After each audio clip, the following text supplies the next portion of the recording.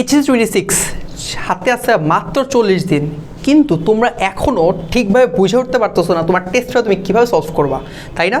তাদের জন্য আজকের ভিডিওটা, যারা অ্যাকচুয়ালি মনোযোগে পড়ার চেষ্টা পড়তেছো কিন্তু ঠিকভাবে টেস্টটা সলভ করতে পারছো না, সেটা MCQ হোক সিকিউর জন্য হোক।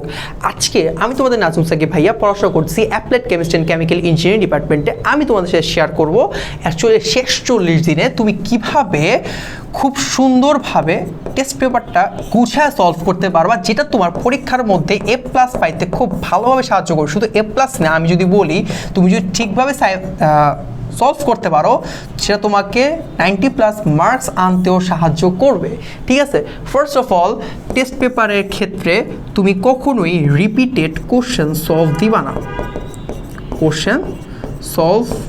দিবা না। এখন কথা হচ্ছে ভাই বলতে পারো, ভাই আপনি আবার বলছেন টেস্ট পেপার সলভ করতে, আবার বলছেন রিপিটেড কোশ্চেন সলভ না দিয়ে, তাহলে ব্যাপারটা কি হইলো?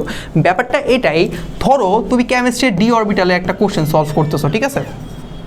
ডি অরবিটালের একটা কোশ্চেন তুমি সলভ করতেছো, হ্যাঁ, ধরো ডি অরবিটাল একটা কোশ্চেন সলভ করতেছো, জটিল একটা কোশ্চেন আসছে, কিন্তু কথা হইতেছে একবারে ধরো আসছে ডি অরবিটাল থেকে একটা কোশ্চেন আসছে, সেম এই কোশ্চেনটাই বা এই টাইপের একটা কোশ্চেন আরেকটা বোর্ডে আসছে।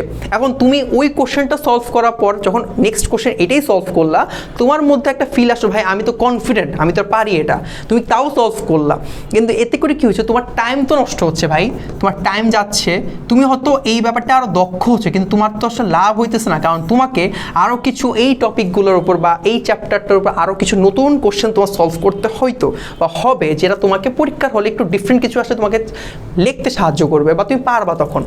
তার জন্য বলছি রিপিটেড কোশ্চেন তুমি সলভ করো ভালো করে, জাস্ট যখন দেখতেছো একটা কোশ্চেন তুমি পারছো আর একটা কোশ্চেন আসছে রিপিটেড বা সেম বা একই রকম, সেটাকে তুমি মাথায় একটু ভাবো, চোখ বন্ধ করে একটু অ্যান্সারটা নিজের মনে মনে ভাবো বা নিজের মুখে বলে দেন এই কোশ্চেন তুমি স্কিপ করে সুন্দর মতো পার করে আরেকটা কোশ্চেন সলভ করতে চলে যাও। এই কাজটা যদি করতে পারো, অ্যাটলিস্ট তুমি খুব দ্রুত তোমার টেস্ট পেপার সলভ করতে পারবা এবং 2 থেকে 3 বার তুমি রিভাইজ দিতে পারবে 40 দিনে, প্রত্যেকটা সাবজেক্ট কথা বলছি।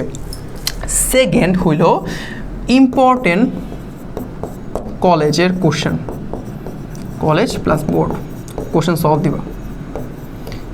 আচ্ছা, এইটা ব্যাপারটা হইতেছে, দেখো আমরা তো অ্যাজ ইউজুয়াল কী করি, টেস্ট পেপার থেকে বোর্ড কোশ্চেনগুলো সলভ করি, কলেজের কোশ্চেন খুব একটা ধরি না, কারণ কলেজের কোশ্চেন একটু ভালো লেভেলে, ধরো 30-40টা 45টা পর তারপর আসে কলেজের কোশ্চেন, এত দূর আমরা যাইতে পারি না। এখন তুমি যখন রিপিটেড কোশ্চেন সলভ করা বন্ধ করে দিবা না, দেখবা তুমি ইজিলি 2 থেকে 3 ঘন্টার মধ্যে সেই 30-40টা কোশ্চেন সলভ করে তুমি কলেজের কোশ্চেনগুলো ধরতে পারতেছো। এখন কথা হইতেছে, ভাই সব কলেজের কোশ্চেন আমরা পড়বো? একদমই না। তুমি কলেজের কোশ্চেনের ক্ষেত্রে অবশ্যই খেয়াল করবা, তুমি সলভ করো হচ্ছে ফার্স্ট অফ অল ক্যাডেট কলেজের কোশ্চেন, ক্যাডেট কলেজের কোশ্চেন তুমি সলভ করবা, সাথে ঢাকার কিছু ইম্পর্টেন্ট কলেজ, আর আমি নাম বলতেছি না, জাস্ট ইম্পর্টেন্ট কিছু কলেজ আছে, ধরো ইন্ডিসি হইতে পারে, ডিআরএমসি হইতে পারে, ভিকারনেসে হইতে পারে, এই কলেজগুলো কোশ্চেনগুলো একটু দেখো। এর মানে এই না তুমি সব কোশ্চেন দেখবা, ভাই দরকার নেই, তুমি আগে বোর্ড কোশ্চেন দেখো ভাই, আগে বোর্ড কোশ্চেন সলভ করো। বোর্ড কোশ্চেন সলভ করবো যখন দেখছো তোমার হাতে সময় আছে, তুমি রিপিটেড কোশ্চেন করতেছো না, হাতে সময়ও আছে, তখন তুমি ইজিলি ইম্পর্টেন্ট কলেজ বলতে গেলে ক্যাডেট কলেজের কোশ্চেন এবং হলো যে ঢাকা কিছু ইম্পর্টেন্ট কলেজের কোশ্চেনগুলো তুমি একটু দেখলা। এতে করে কি হইলো, তোমার একদম একটা কলেজের টেস্টে যে কোশ্চেনগুলো আসছে, এই কোশ্চেনগুলো কিন্তু ভালো লেভেলের স্ট্যান্ডার্ড হয়। এই স্ট্যান্ডার্ড কোশ্চেনগুলো তুমি সলভ করছো, তোমার বোর্ড পরীক্ষার মধ্যে আমি মনে করি তুমি সেই স্ট্যান্ডার্ড কোশ্চেনগুলো ফেস করলে পরীক্ষাও তুমি খুব ভালো করে লিখে দিয়ে আসতে পারবা, কারণ তুমি অলরেডি একটা স্ট্যান্ডার্ড কোশ্চেনের উপর নিজেকে তৈরি করছো। ওকে, 3 নাম্বার যেটা হবে সবচেয়ে গুরুত্বপূর্ণ, সেটা হচ্ছে ভাই MCQ সলভ। ভাই এইটা কি করব, এটা নিয়ে আমরা এত বেশি প্যারা খাই ভাই বলার বাইরে। MCQ নিয়ে আমি যতটুক বুঝি, আমরা নিজের বুঝে প্যারা খাইছি, তোমরা তো আরও প্যারা খাবা, কারণ তোমাদের এই সময় এসে বই পড়ার ধৈর্য অনেক কম।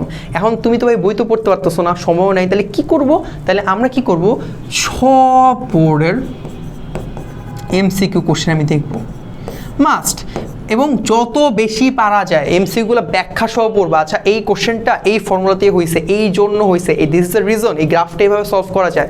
যখন তুমি সেই টপিক ওয়াইজ ধরে ইম্পর্টেন্ট যে কোশ্চেনগুলা এবং সেই কনসেপ্টটা কি, এই অ্যান্সারগুলো পিছনে অ্যান্সারগুলো হওয়ার পিছনে কনসেপ্টটা কি, সেটা যখন ধরে পড়তে পারতেছো, তুমি বোর্ড পরীক্ষার মধ্যে কোনোভাবেই MCQতে আটকাবে না। দের ইজ নো রিজন, একটা সিঙ্গেল রিজন থাকবে তুমি পরীক্ষা আটকাবা, প্রত্যেকটা MCQ ভালো করে পরীক্ষা দিয়ে আসতে পারবা। এবং সাথে শুধু MCQ সলভ করলেই হবে না, আরেকটা ইম্পর্টেন্ট হচ্ছে হলো এক্সাম দেওয়া। এক্সাম দাও বাসায় প্রতিদিন রাতে 20 মিনিট রাখবা জাস্ট এক্সাম দেওয়ার জন্য।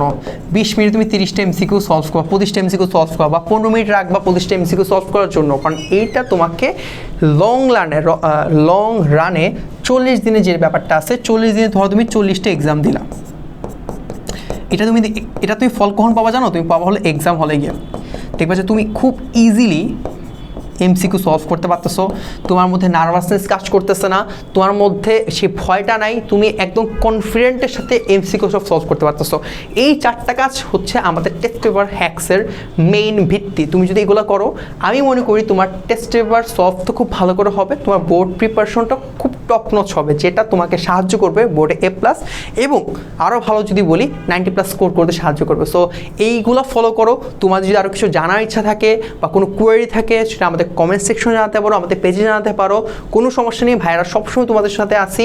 তোমাদের একটা কোর্স অলরেডি চলতেছে, HSC 26 revision, final revision course যদি বলি, তোমরা ইচ্ছা করলে সেখানেও যুক্ত হতে পারো। সো ডিসক্রিপশন বক্সে এবং কমেন্ট সেকশনে পুরো ডিটেলস দেওয়া থাকবে। সো দেরি না করে এখনই আমি যদি বলবো এই জিনিসগুলো ফলো করে, এবং যদি তোমার জীবনে কোর্স নিতে চাও, তুমি আমাদের সাথে যোগাযোগ করতে পারো। ধন্যবাদ।